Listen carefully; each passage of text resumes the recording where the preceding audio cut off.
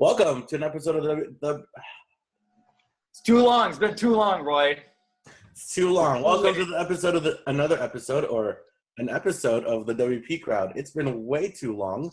You might have noticed the scenery behind me has changed. It's because I moved, and that's why we've been kind of on hiatus. But we are back finally, and I think we're coming back with a vengeance because we got a really good series kind of planned out here.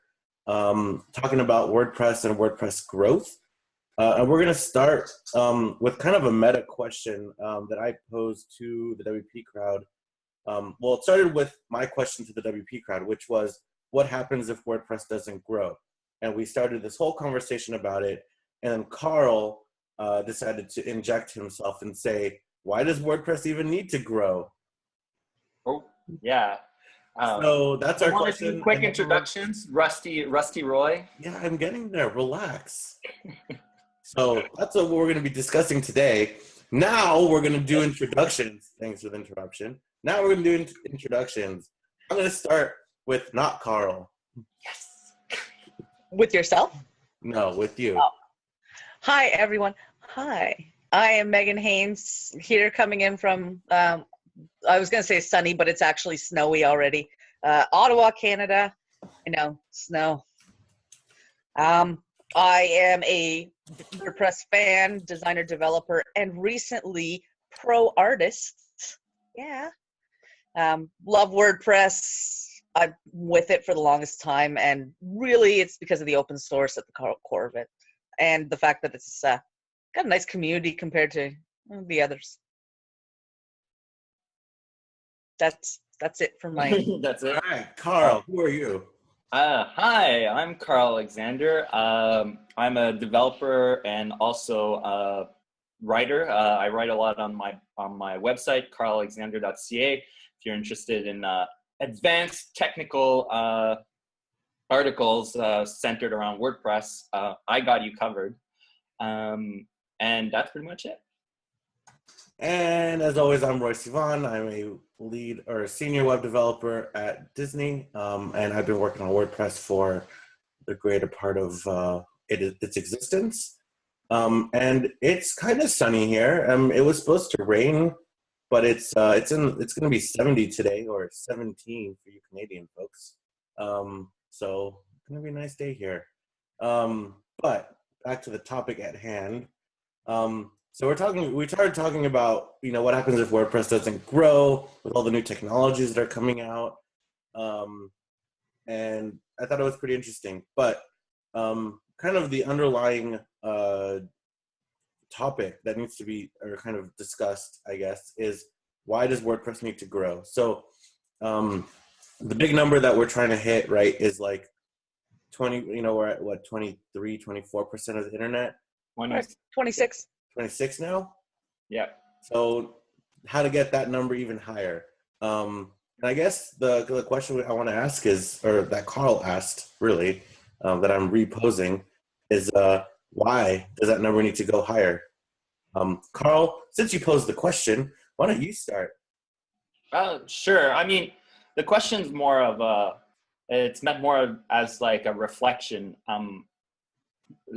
I was just thinking, in the context of growth, where does this 50% come from? Why does it need to be 50%? Why is that the growth? Why is that the important goal? Why isn't it not, like, how does it fit with the mission of democratizing publishing and all those other kind of important core values of Automatic? Where did the 50% number come from? Like, did someone say that, or? I think it's Matt that just at some point started saying, like, as they grew their number, they just started kind of fixating that this was the metric that they wanted to go against. But 50% of the internet they want 50% of the internet to be WordPress. Yeah, which is an insane goal. Like, in terms of like corporate goal setting, it's excellent. But really, like, if you think about everything else that WordPress stands for, it's kind of a weird goal. For me, WordPress is community, it's openness, it's sharing. And of course, having something that's open on 50% of the web is excellent, but it kind of not necessarily doesn't always fit if you want the values, the rest of the values, that goal. So that's why I was asking about it. I think it's valid to bring up who set that metric and why would you set it. But on the other hand of things, if you don't set a goal, you'll never reach it in a sense. So I can see why Matt would throw out a number and say, here's a goalpost. Let's at least make progress towards this. Every time we bring up the percentage number, I always chime in, and I hope I'm not going to be branded as the person who always does this, but if we look at the number 2 community that adopted WordPress, Japan, they are on the flip side of us. Japan has WordPress adoption in Japan is about 78 or 80%. 8 out of 10 websites in Japan run WordPress. The number 2 on that list is Dreamweaver. So that kind of shows it was frozen in a certain part of time, and it resonates. The value of WordPress is there when the community is strong. So, and the reason I bring that up is we can learn a lot of lessons from that community and see sort of a glimpse into the future of what the world looks like with a massive market share adoption. And there's a lot of things we can bring back into, North America and the rest of the world from that. Yeah, my main concern though is WordPress right now. The reason it's grown so rapidly, I would say one of the reasons I see is because it appeals to a large market. So the community, and as us three, we're all part of the communities that we are, that we live in, and kind of even outside of our local communities. We see that the community is really kind of comprised of 3 main unique people: the users, the people who use WordPress, bloggers, stuff like that. There's the implementers, the contractors who build websites for people, whether it's with plugin usage, page builders, whatever. Basically, developers and designers who are just building for clients. And then there's the developers, the people who build plugins, the people who build themes, the ones that actually do 90% coding time, basically. Mm-hmm. And up to this point, WordPress has appealed to all 3 groups simultaneously because it was created to be an easy blogging tool. And so it appealed. And then as soon as it became a CMS for any website, it kind of grew and grew and grew. I'm just kind of concerned now that there's better tools out there for each individual market that is going to stunt the growth of WordPress. I don't want to look into the future of what happens if it doesn't, but it's kind of, is that a good thing that WordPress kind of encompasses all of this and that they're not? I think it does. I think it is a good thing. It was a little trickle down in the early days, sort of when the people who were blogging, 15 years ago were by nature a bit developy. We were getting into the web. We kind of knew how to set up a blog on a server and we go from there. And then it sort of kind of trickled down into mainstream market adoption. I think there's a lot of value in that. I think that in part is actually what makes the WordPress ecosystem unique and have that value. In a lot of the other ones like Drupal, you don't see them reaching out to the end user or the implementer. It's very top level dev focus. So I don't see much of a problem in being diverse to those different markets. I feel it's the strength of the platform, quite honestly. But I'm a bit with Roy. In product design in general, there's a saying I'm probably going to butcher it because I don't remember it by heart, but it goes along the lines: if you try to please everyone, you please no one, because your product becomes less focused. For example, in my mind, that's kind of why Medium is doing so good. Not that I would ever host my blog posts on Medium, but Medium as a publishing tool is very well regarded because it does a lot of things that people that write on the web want, like highlighting or or, a bunch of features. And is it the job of WordPress to have those features versus plugins? I mean, the way we're going right now, it would clearly fall in the plugin category. If you want people to be able to highlight things in your article, it would be a plugin that would do it. But if WordPress was more focused on the publishing aspect versus the CMS, or versus the being everything to everyone aspect, maybe we'd have that. It'd be different.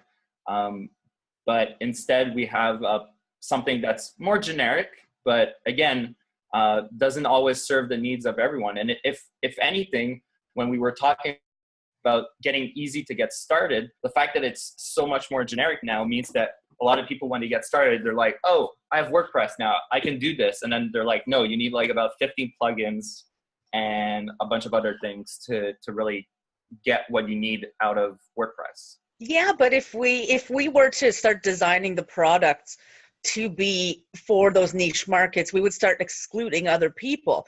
The plugin concept of it is a little bit daunting at times, but I view it like buying a blank canvas that's really well constructed, that will stand the test of time, that's made of good material, and that lets me export my data out in a kind of way. But then it's up to me as the artist to now customize that canvas to be the tool I need it to be. For Core to always let that flexibility happen, to me, that is the best feature of WordPress. Well, that's the whole point that I was kind of trying to bring up, is that Medium has become a really good tool for blog writers, right? So, but that's a very specific niche that WordPress used to have and still kind of has. But again, to get the functionality you want, that's where themes and plugins kind of play a big role. But if you wanted to use WordPress, you could use WordPress to do a whole bunch of other different things, right? Because you can't use Medium to sell products, but you can use WordPress to sell products. You can't use Medium to, necessarily have a small business website, but you can do that with WordPress. So, I mean, on that regards, that's why I don't see the growth of WordPress stopping anytime soon. Sorry, keep going, Ron. I just feel like with other tools out there that are kind of more catered to people who, like WordPress used to be a great solution for even people who didn't know code and just wanted and didn't even want to pay someone to do their website. Like they could get up and running really quickly. But that's because Squarespace wasn't really around, and Wix came around. I'd say Squarespace is the better solution out of the two. And honestly, like people come up to me now, and these people that I used to quote out websites for, and I just tell them to go to Squarespace nowadays because they either don't have the budget for me to build them a website, and they really just want something super simple, but something that's designed elegantly. And I'm not a designer. So I say, hey, for basically no money, you can set up Squarespace, and I don't think that's a bad thing. You know what? There's a part that comes into client education on this. The people who come to you and ask, and you can't, meet their budget, and you say go to Squarespace because you're not a designer. Neither are they. Neither are they, and this is probably one of the first websites they've ever built. So what happens is they tend to do the exact same song and dance that I see. They'll start building their site. They don't know that it's mostly the content and not the look and feel. That's the hard part. They'll spend a lot of time still trying to learn the tool of Squarespace to get it actually working. And I almost guarantee you 3/4 of the time they end up giving up, which denies the entire purpose of their goal of having a website initially. So part of it ends up being, customer expectation, client management, and the like. So in that regard, I still view WordPress as being the better tool because it's been around for a long time and the knowledge is around. There's a support network, both videos on YouTube, on WordPress TV, WordCamps, and etc. to help educate the person to do it. But it still is, it's kind of the makerspace attitude where if you want to learn how to do this, then the knowledge is there for you. But if you want it done for you, then you should bring out your pocketbook. And that's still something that people are. Well, that's an interesting concept because, I host a meetup, or I co-organize a meetup here in Los Angeles. And the event space that we use, which is WeWork, which is a co-working space, they actually have a Squarespace consultants meetup also. So Squarespace itself is also creating the same consultant genre, the same thing that WordPress did for consultants.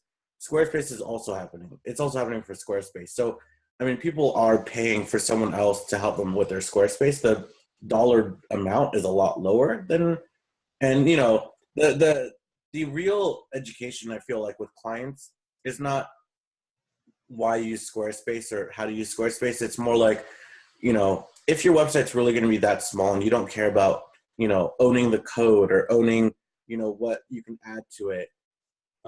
That's where I'm like, okay, here, Squarespace, you really don't need, like, WordPress is a great solution, but it's almost become a bigger solution than some people actually really need.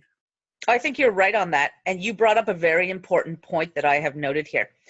One of the philosophies of WordPress is open source and data ownage. And that is such a concept that is foreign to a lot of people. So when you're pitching WordPress as a better solution to Squarespace, it's another educational uphill to go up. Well, now you own your data, you can bring it out and in, and the concept of that is still very new to people as well. So, Carl, after thinking about this and stuff, yes or no, do you think WordPress needs to grow? Does it need to get to that 50%? I mean, no. I don't think it needs to hit 50%. Can it keep that goal? Sure. I don't necessarily. I'm not Matt. I don't have his view of the global picture to make any kind of decisions on what's a good goal. It's just you can't always grow forever, so it's good to kind of always keep that in perspective, right? I know in this like startup kind of we must grow at all costs kind of philosophy that's very prevalent right now. It's growth at all costs, but in general, it's a question of asking yourself whether it's good for the community or not. I think, like Megan said, like if it brings more people in, then that's definitely a good side effect of the goal. But at the same time, if it's just we're bringing people in that because they're just like, well, that's what everybody else uses, you're not bringing necessarily people that are interested in participating or growing this community. That I think is that's really the important part of WordPress is the community and everything around it. That's really, really unique compared to a lot of other platforms, and the passion.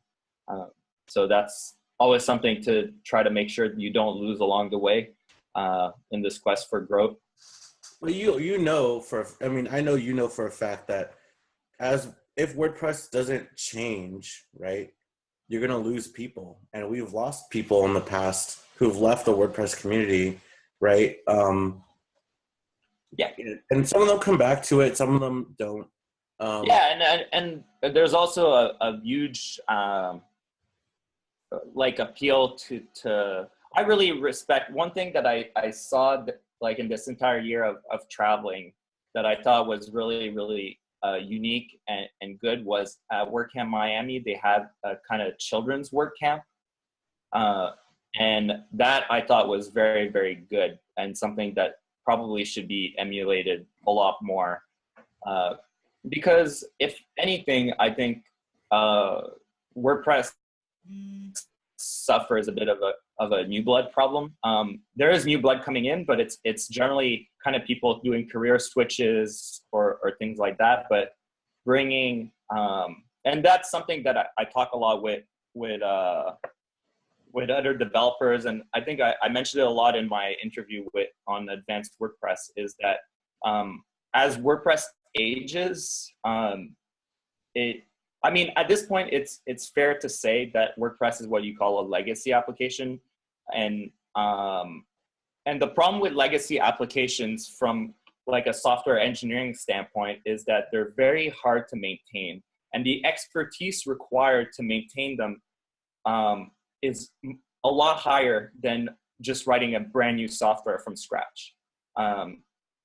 Because there's a lot more moving pieces. You have to make sure that you don't break what's already there, while kind of trying to, you know, change what's under the hood as well, so it doesn't kind of just pick up dust and just crumble under the weight of its own architecture.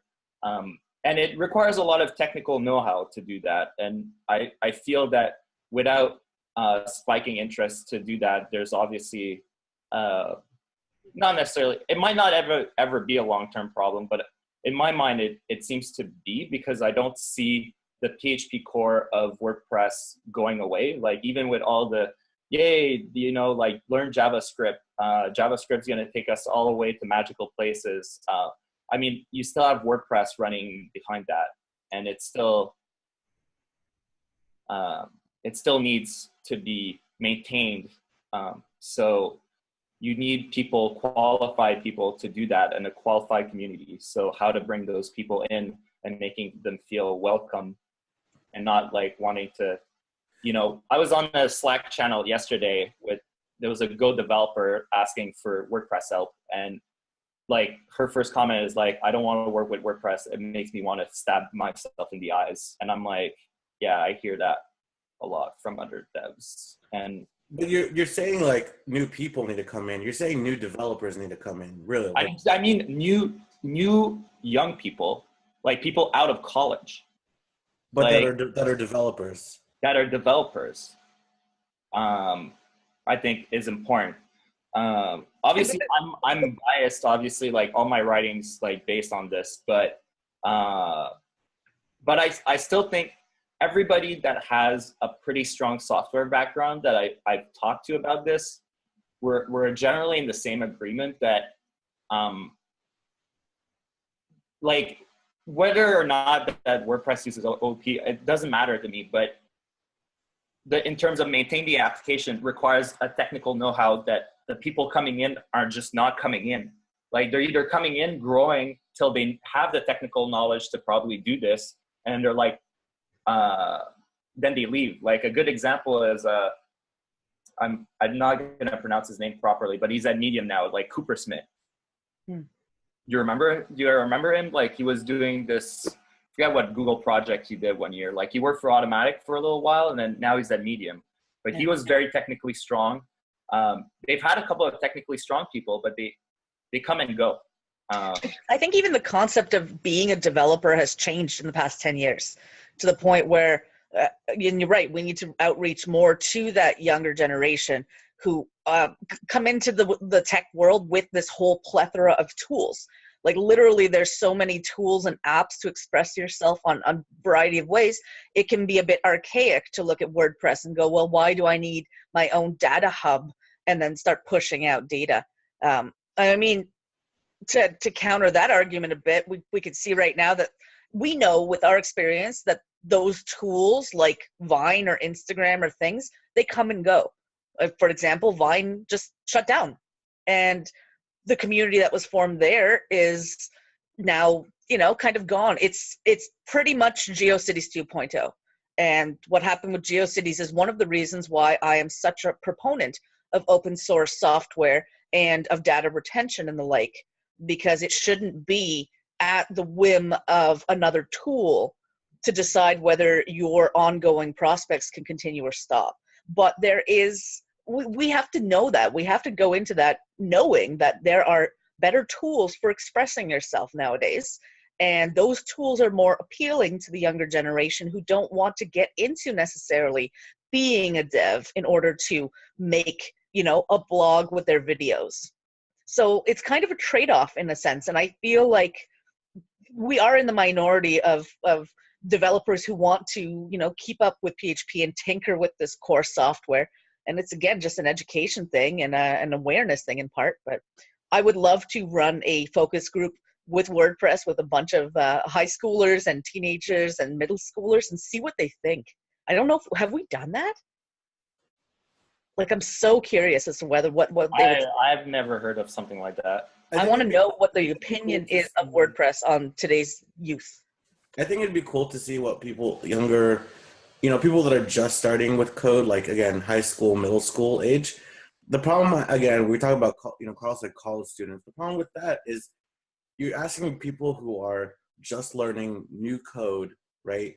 Who are super excited to say, hey, come help us build this thing. Oh, by the way, it needs to be compatible with things 10 years old. Like the backwards compatibility, I get it. I totally get it. I think that it's a great thing to have. But at the same time, I feel like that's one of the biggest things that's killing off new developers who come to work. I feel it's a bit of an anchor. It's holding us back a little bit. And this is another conversation, but but I think, things like the REST API are going to help Band-Aid and duct tape that, so like that together to make it like, okay, look, you could still do new technology, but Absolutely, 100%. In my mind, the REST API integration is the saving grace of WordPress for the next 5 years with today's youth.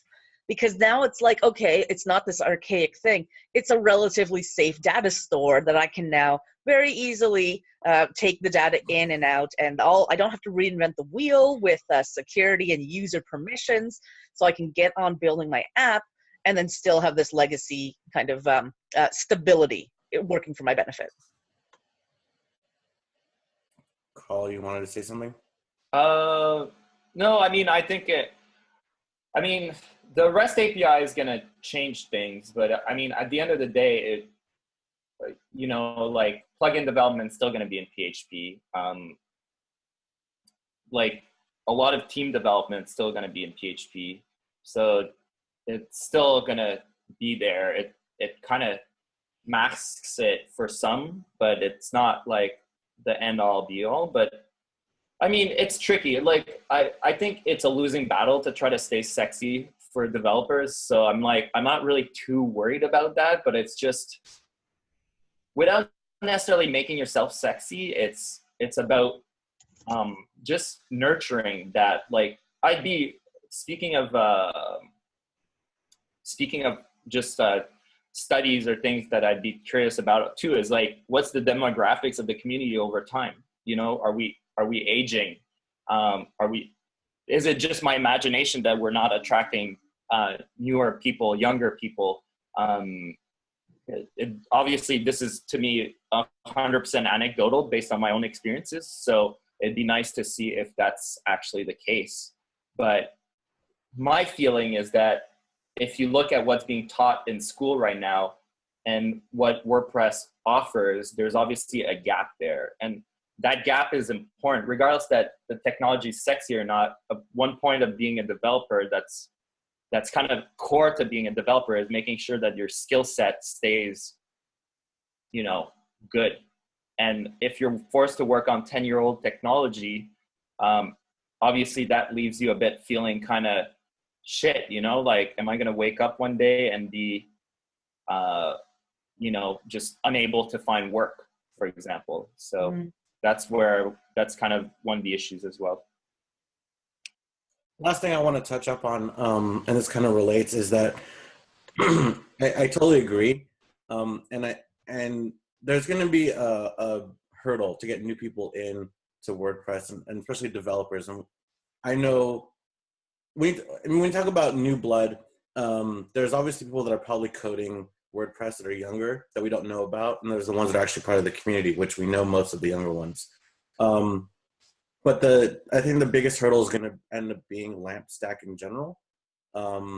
Just PHP's, until 7 really becomes a thing, it's going to be a hard sell for a lot of people who are coming out of college who are like, Node everything, Node all the things, or Ruby, because Ruby's still really hot and it's super advanced in a lot of, and it's, when you look at like jobs and what they're paying right now in the world, and I'm part of a tech community, Ruby and is a lot higher paying, Node is a lot higher paying. WordPress jobs typically are like half the salary. I mean, it's ridiculous. So, I mean, we got to find, if we really want the community to grow, we got to find a new way to motivate people to actually want to join. I'm going to have to leave it at that because my app thing is telling me we have less than a minute left anyway. So I do want to continue over the 30 minutes. Yeah, I do want to say that we are going to continue this series about growth in WordPress. And really, I think the next question is going to be, how does WordPress grow? And then how does it interact with new technologies and other technologies? So kind of continuing this conversation. But for now, I will bid you guys adieu. Thank you very much for joining. Bye. And I will see you guys hopefully next week. Ciao. Ciao.